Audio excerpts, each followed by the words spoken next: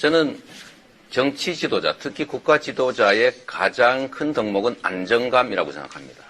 국민을 불안하게 하거나 국민이 대통령을 걱정하게 해서는 안 된다는 게 제 생각입니다. 우리 문재인 후보님도 동의하시죠? 예, 저는 우리 이재명 시장님이 안정감 말씀하시는 게 약간 좀 뜻밖입니다. 네, 알겠습니다. 그래서 제가 그 안정감과 관련된 얘기를 좀 하겠습니다. 안정감이란 신뢰성 그리고 일관성에서 옵니다. 덩치가 크거나 세력이 많아서 안정이 있는 게 아니라 그 국가 지도자는 고독한 결단을 할 때가 많습니다. 그래서 마음이 단단해야 합니다. 자기 생각이 단단해야 하지요. 그래서 첫 번째로 제가 한번 물어보겠습니다. 전에 이런 발표를 하셨어요. 대기업이 2015년 한 해에만 납부한 준조세가 16조 4천억 원에 달한다. 법인세의 36%에 해당한다. 대기업 준조세 금지법을 만들어서 기업을 권력의 횡포에서 벗어나게 하겠다. 이렇게 발표하셨죠. 기억하십니까?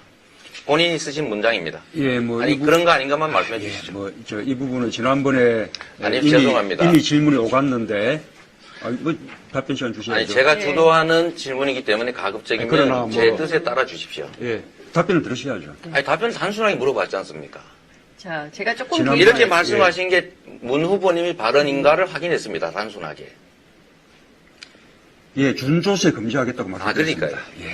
그래서 제가 표를 준비해 왔습니다. 저번 토론 때 이렇게 말씀하셨지만 법정 부담금은 포함이 되는지 안 되는지 제가 지금 들어도 이해를 못 하겠습니다. 제가 담백하게 하나 여쭤보겠습니다.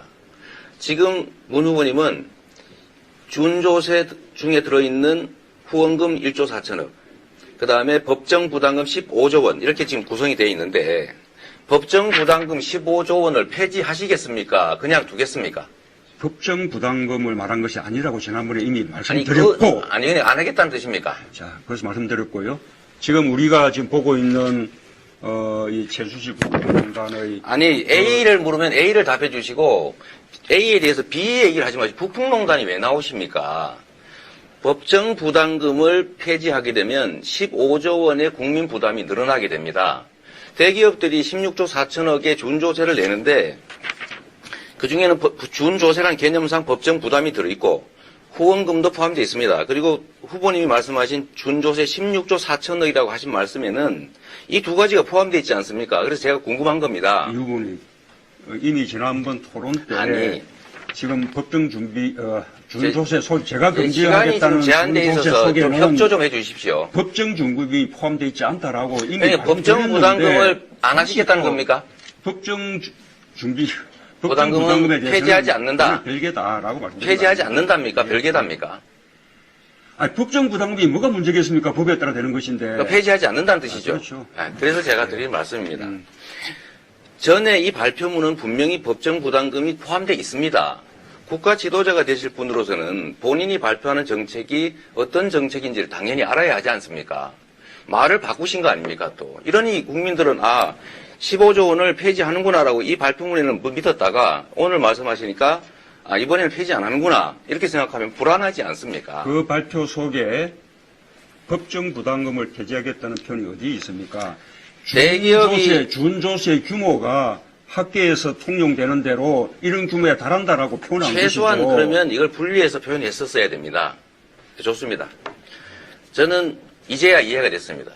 다행입니다. 15조 원을 폐지하면 국민들이 가구당 100만 원씩 더 낼 뻔했습니다. 자, 이 정도면 네, 답변할 됐습니다. 시간 네, 주셔야겠죠. 아니, 이 정도만 확인하면 됐습니다. 네.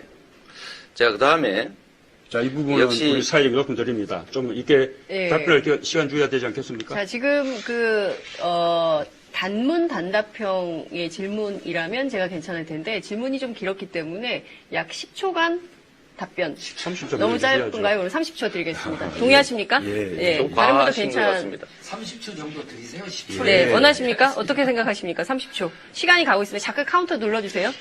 저는 30초 뭐 동의하십니까? 우리 이재명 잠깐만요. 후보 문 후보님 말씀하시죠. 잠깐만요. 하십시오. 30초 예, 동의하십니까? 네, 하십시오, 그냥. 예. 두 분이 좀 아니, 네. 하십시오, 30초. 예. 30초 네, 괜찮으십니까? 네, 자, 그럼 네. 30초 문 후보님 답변 기회 드리겠습니다. 저는 이재명 후보의 이 질문에 좀 유감스럽습니다. 이번에 준조세 금지라는 그 처방이 이번에 최순실 국정농단 속에서 드러난 이 재벌과 정권 간의 정경유착, 또 그것을 통해서 오간 검은 돈, 이런 부분들을 일체 없게 하겠다라는 취지라는 것은 누구나 다 알 수 있는 바입니다. 법정 부담금은 법적인 제도에 의해서 부담하는 것이기 때문에 거기에 해당하지 않는 것이죠. 이번에 삼성을 비롯한 재벌 기업들이 네. 말하자면 정권에 의해서 뜯긴 돈들이 네. 얼마나 많습니까? 그런 정리해 것을 주시기 일체 바랍니다. 없애겠다라는 네. 취지다라고 정리하고 넘어가십시다. 네, 알겠습니다. 뭐 다행스러운 일입니다. 제가 또 한 가지만 좀 여쭤보겠습니다. 이게 국가 지도자의 덕목 중에 안정감, 저보고 불안한 후보, 또 뭐 이런 말씀, 그런 취지의 말씀을 하시는데, 안정이라고 하는 것은 가치와 원칙과 철학에서 오는 것이지, 한 개인의 주변에 얼마나 많은 사람이 있냐, 없냐, 정치적 경력을 얼마나 가졌냐, 물려받은 유산이 얼마나 정치적 유산이 크냐라는 건 아니라고 생각합니다. 혹시 전윤철 선대위원장께서 악성노조 때문에 일자리 만들기가 어렵다 이런 말씀한 거 기억하십니까 혹시? 모르겠습니다. 아, 네. 바로 그 점입니다. 우리 문 후보님 주변에 소위 기득권자들이 엄청나게 많이 자꾸 모이고 있습니다. 예를 들면 10년의 힘 여기도 보면 거의 대부분 기득권자들이고 재벌 사회이사들입니다. 전윤철 이분이 말씀하셨는데 이분이 나중에 문 후보님께서 대통령이 되시면 어딘가의 역할을 맡고 자기의 권한을 행사하겠지요. 그런데 후보님하고 상의도 안 하고 이런 발표를 막 하십니다. 악성노조, 의료 민영화 이런 말씀하시는데 이렇게 하면 나중에 문 후보님의 뜻과 다른 이런 표현들이 자꾸 생길 때 어떻게 하시겠습니까? 우선은 과거에 그분이 무슨 말씀을 하셨는지 잘 모르겠지만 며칠 전에 그분이 하셨습니다. 하신 말씀 모두를 다 책임지라고 하는 것은 무리라고 그렇게 생각이 되고요. 지난번에도 그 10년의 힘에 이렇게 모인 분들 가운데 아주 삼성 출신들이 많다. 그렇게 좀 왜곡된 말씀을 하셨어요. 근데 그 이후에 토론회 이후에 우리 오마이뉴스 등에서 팩트 점검을 해본 결과 그것이 사실이 아니라고 그렇게 이제 확인된 거 아니겠습니까? 우리가 지금 좀 정권 짧게 교체에 대한 해주시죠. 국민들의 신뢰를 얻기 위해서 우리 세를 넓혀 나가고 있는 중이죠. 네. 확장하고 포용하고 끊임없이 통합해 나가야 한다고 생각합니다. 재벌에 대한 불법 수익 환수에 대해서 상당히 미온적이신 것 같습니다. 범죄 행위로 인한 수익을 국민들이 몰수하는 건 당연한 건데 이 점에 대해서도 아무런 답이 없으십니다. 제가 전에 공개 질의도 한번 했었는데 혹시 찬성하실 생각이 있으신가요? 아까 그 이학수법도 말씀하시는 것이겠죠? 아닙니다. 새로 만들자 법을 이번에 이재용, 최순실, 박근혜에 대해서 불법 수익을 환수하는 법을 만들자라는 점에 대해서 제가 공개적으로 말씀드렸는데 못 들으셨습니까? 예, 그 취지에 대해서는 저는 찬성하고요. 과거에 이학수법을 만들기 위한 그 토론회 때도 제가 네. 그 취지에 찬동한다는 축사를 보낸 적이 있었습니다. 제가 이제 좀 정리하겠습니다. 우리 다른 분한테도 질문을 좀 해야 돼서요. 우리 문 후보님께서는 안희정 지사님의 대연정이 기득 정치 세력들과의 청산돼야 될 세력과의 손을 잡는 것이어서 옳지 않다라고 말씀하시는 것 같습니다. 저도 공감합니다. 그런데 그건 정치적 영역이고 실질적으로 보면 이 사회를 지배하고 국민들을 고통에 빠뜨렸던 것은 경제 기득권자들입니다. 이 경제 기득권자들, 소위 재벌, 기득권자들, 이 사회의 온갖 기득권자들이 우리 문 후보님 주변에는 아주 대규모로 몰리는 것 같습니다. 저는 이런 걸 보면 이것도 일종의 기득권 대연정 아니냐라는 생각을 지울 수가 없습니다. 국가가 억강부약의 정신으로 그야말로 약자 다수를 보호해야지 강자들을 보호하고 강자들에 빌붙어서 또는 강자들의 편을 들면 어떻게 되겠습니까? 좀 안타깝다는 생각이 들어서 질문은 아닙니다. 그냥 제 의견이니까요. 우리 안희정 지사께 한번 여쭤보겠습니다. 이런 거 넘어갈 수는 없는 것이죠. 네, 지금 잠깐만요. 제가 조금 개입을 좀 하겠습니다. 공세적으로 다들 토론하시는 건 좋은데 앞서 제가 말씀드린 대로 답변 기회는 보장을 하는 토론이어야 합니다. 이게 의견만 발표하는 것이 아니라 상호 간에 교통하는 시간이거든요. 그래서 문재인 후보에게 질문성 의견을 하셨기 때문에 질문 아닙니다. 질문 아니었습니까? 제 의견이었습니다. 의견이었습니까? 네, 예, 마지막 의견. 네. 알겠습니다. 우리 안희정 지사님은 복지에 대해서 사회자님, 잠깐만요. 방금 예. 이게 일반적인 의견을 말씀하신 것이 아니고 저를 비판하는 의견을 말씀하신 것이거든요. 그러면 저한테 그에 대한 반론권. 반박 또는 해명 기회를 주시면 이따가 발언 주도하실 때 하시면 되지 않습니까? 이게 자, 그렇게 하죠. 매끄러운 진행을 위해서 제가 앞서도 이제 공세적인 토론 저는 좋다고 생각합니다. 불꽃 튀는 후보 간의 경쟁 매우 바람직합니다. 그렇지만 제가 듣기에도 질문성 의견이었기 때문에 30초간 답변 기회를 드리고 넘어가도록 하겠습니다. 저는 우리 이재명 시장님이 이게 재벌 해체를 주장하시는데요. 우리가 이 적폐청산으로서 재벌 개혁을 요구하는 것은 공정한 경제 생태계를 만들고 재벌 자신도 오히려 세계적인 경쟁력을 높여주자는 그런 취지입니다. 재벌을 해체하자 또는 기득권자들을 일체 다 타도하자, 일체 다 배제하자 이런 식으로 해서는 새로운 대한민국을 열어갈 수 없다고 생각합니다. 아까 네.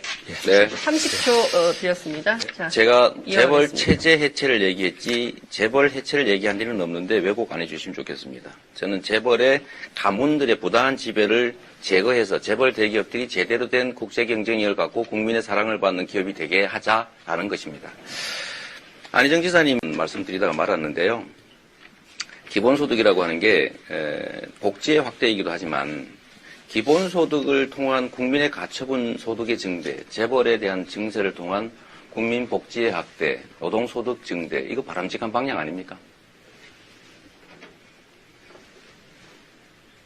기본소득을 통해서 노동소득을 증대시킨다. 아니, 그거 둘 다 포함해서. 예, 노동소득 일자리를 통한 소득 증대가 가장 바람직한 방법 아니겠습니까?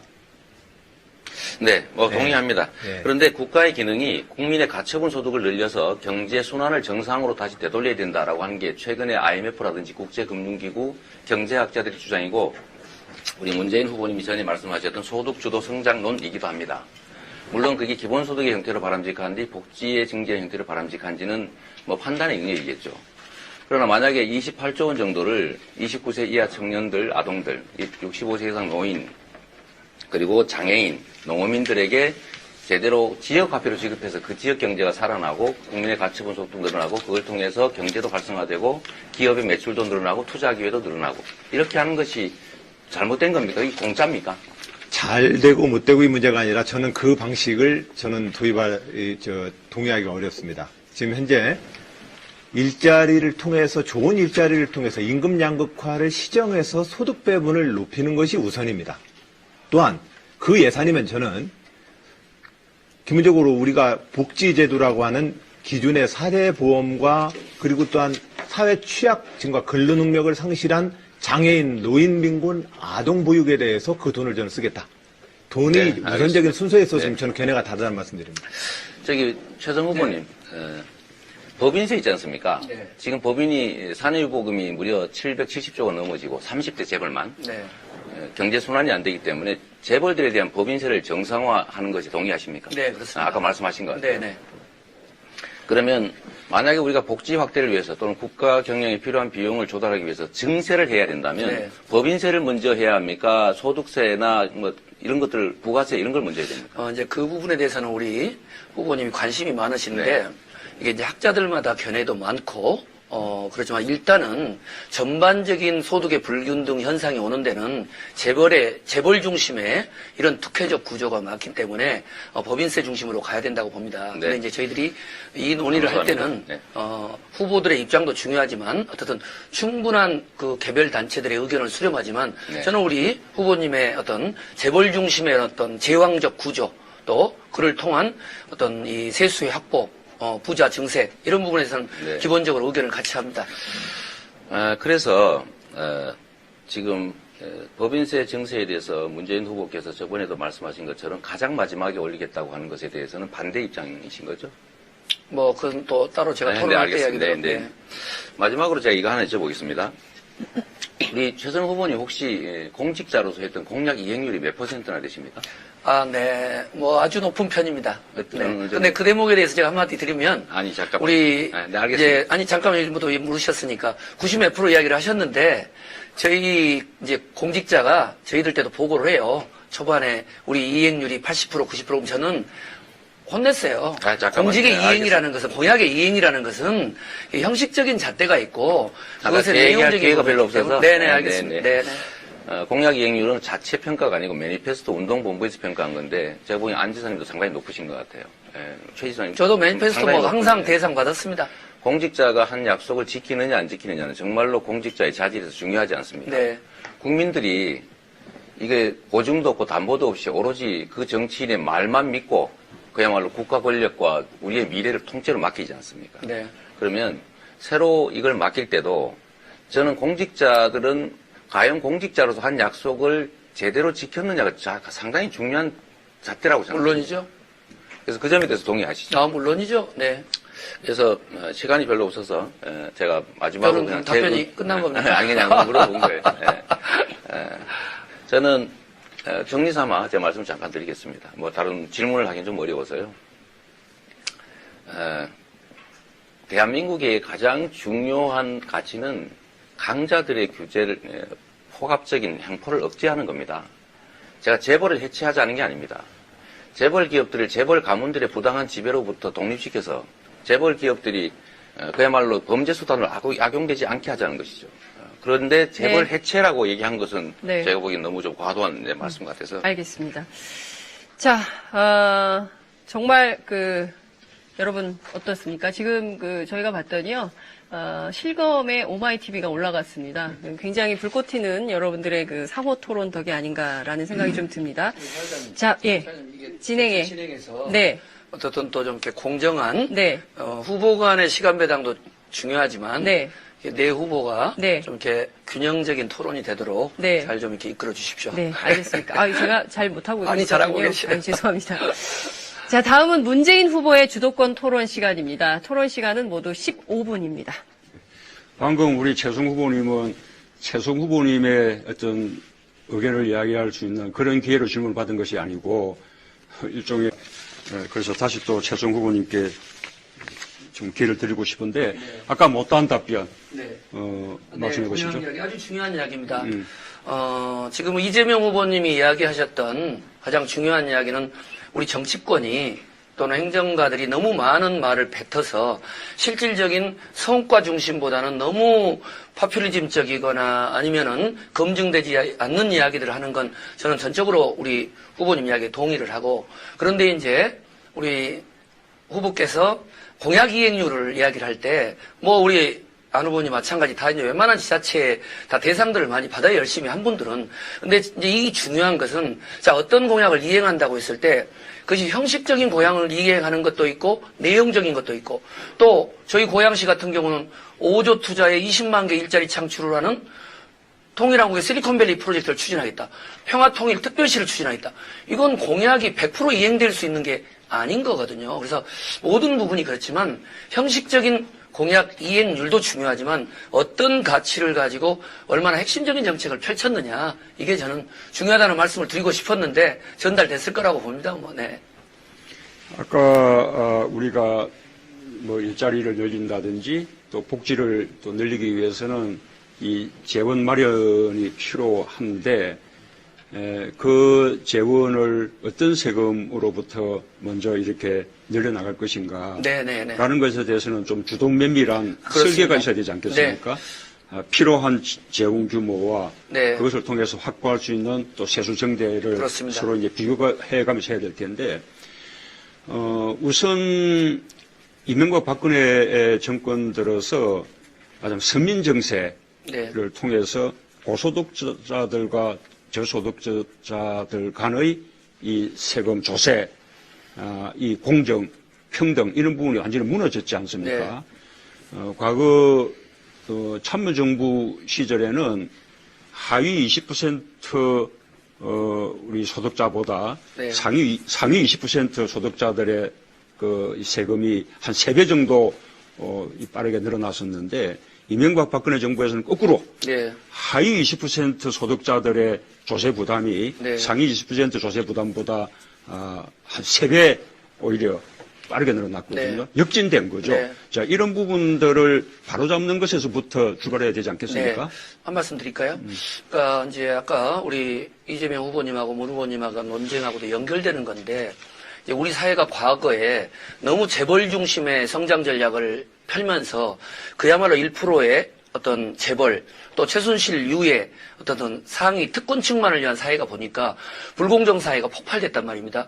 그런 점에서 저는 이재명 후보님이 기본소득이라든가 또 특권적 재벌 구조의 어떤 이 세수 구조, 법인세 인상 이런 부분은 전적으로 찬성을 합니다. 그런데 그게 다가 아니라는 것이죠.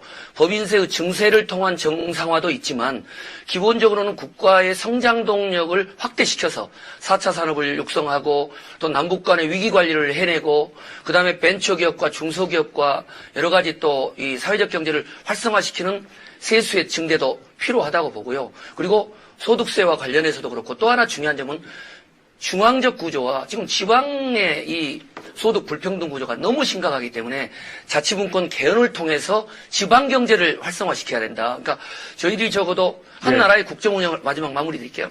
한 나라의 국정 운영을 할 때는 어느 한 군데 삘이 꽂히는 것도 중요하지만 문제의 원인이 구조적인 원인, 주요 원인, 복합적이기 때문에 그런 데 대한 종합적 대응이 저는 필요하다고 봅니다. 네, 뭐 그 점 뭐 동의하고요. 이 법인세의 경우도 우리나라 법인세 이렇게 명목 세율의 그 최고 세율이 OECD 평균에 비해서 그렇게 낮은 것은 아니거든요. 우리가 22%인데 OECD 평균은 22.8% 정도입니다. 그래서 만약에 법인세율을 우리가 30%로 명목 세율을 이렇게 높여 버린다면 그러면 세수는 늘지 몰라도 네. 오히려 우리 경제를 크게 위축시키고 해외 기업들이 우리나라에 들어오려고 하지 않게 되겠지요. 그래서 법인세 정세에 대해서도 우선 실효세율을 네. 높여 나가고 네. 또 최저한 세율을 높여서 실질적인 법인세 부담을 높여 나가는 것을 우선으로 하고 네. 그 이후에 또 명목 세율의 인상에 대해서는 좀 더 주도 면밀한 검토하에 행해져야 된다. 네. 이런데 동의하지 않습니까? 기본적으로는 공감하는데요. 문 후보님 말씀에 한 말씀 좀 추가드리고 싶은 말씀은 어떻든 그동안에 우리가 이 박정희 시대 이래로 재벌 중심의 성장 전략을 해오면서 거의 모든 성장의 수혜가 1%의 재벌로 가 있기 때문에 그런 어떤 법인세에 대한 실효세율이든 명목세율이든 옮기는 데 따르는 부담도 있지만 다른 이를테면 서민들이나 또는 절대다수의 시민들, 자영업자들 이런 분들이 갖는 이 세수 증대에 따른 또는 증세에 따르는 예. 문제점에 비한다면 그래도 재벌이 1%에 10%의 이런 특권층들이 그 부담을 안아야 된다. 저는 이렇게 생각합니다. 공부하십시다. 우리 안희정 후보님은 이렇게 삼농혁신 뭐 아주 높이 평가받고 있고 저도 그렇게 평가를 합니다. 그래서 이거는 정말 제가 궁금해서 이렇게 물어보는 것인데 우리 이 농업 부분이 너무나 어렵기 때문에 이 농업, 농민 또 이 농촌에 대해서 많은 대책들이 필요한데 그 가운데 가장 해결하기 어려운 부분이 이른바 살감 문제 아니겠습니까?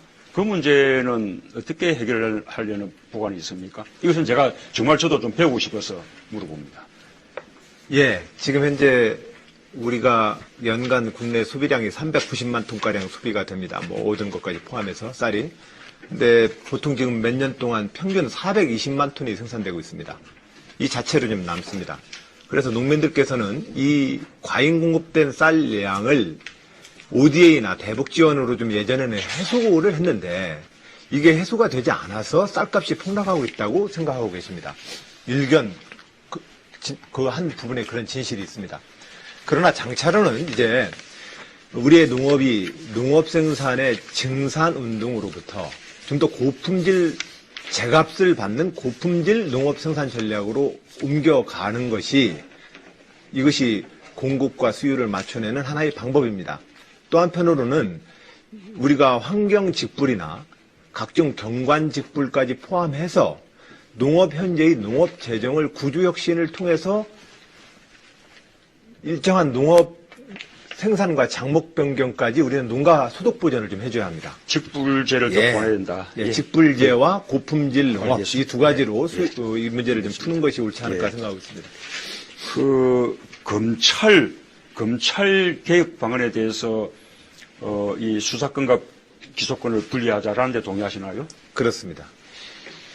거기에 대해서 고위공직자 비리수사처도 이 검찰의 잘못에 대해서 제대로 책임을 추궁할 수 있는 방안으로, 물론 검찰만 대상은 아닙니다. 우리 뭐 대통령을 비롯한 이 고위공직자 모두가 대상이 되는 건데요.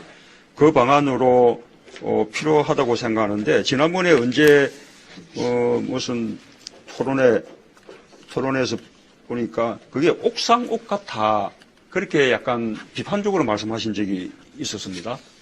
좀 정리를 한번 하시죠. 예, 고위공직자 비리 수사처.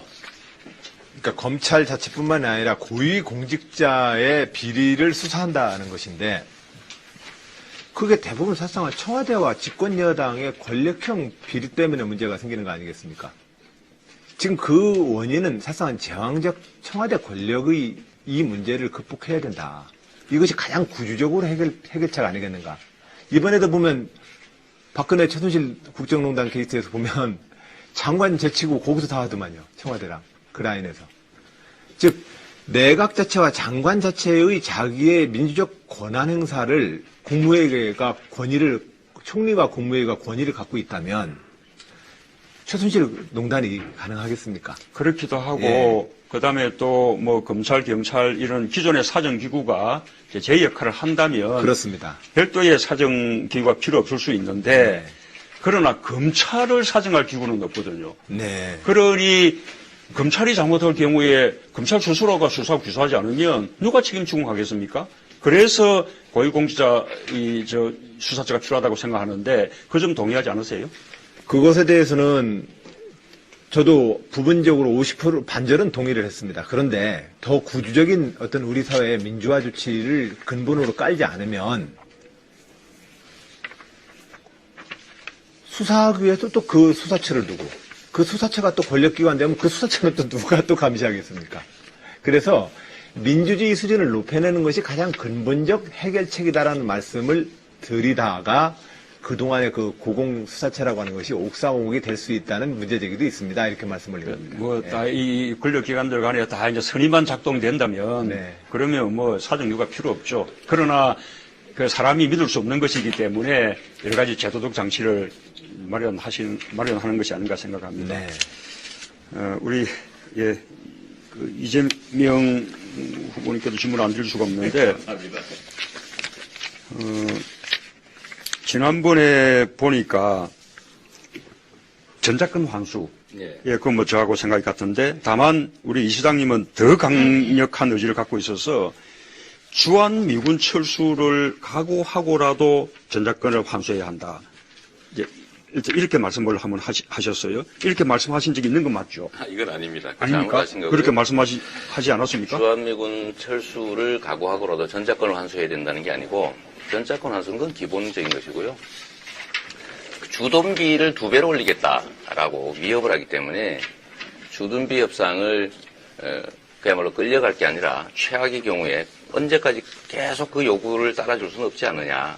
철수를 각오하고라도 저런 부당한 요구에 대해서 당당한 태도를 취해야 된다라고 얘기했습니다. 주둔비 인상에 대한 얘기였습니다. 국민생생 대한민국 자치단체장 초청 다운홀 미팅, 이게 금년 1월 3일 날 네. 뭐 있었다고 하는데, 여기서 말씀하시기를 독립국가가 어떻게 외국 군대에 자신의 국가 방위를 맡기고 의존할 수 있느냐. 네. 심지어 전시작전 통제권까지 맡기고 있다. 네. 이제 이 부분은 저도 뭐 공감하는 네. 표현이고요.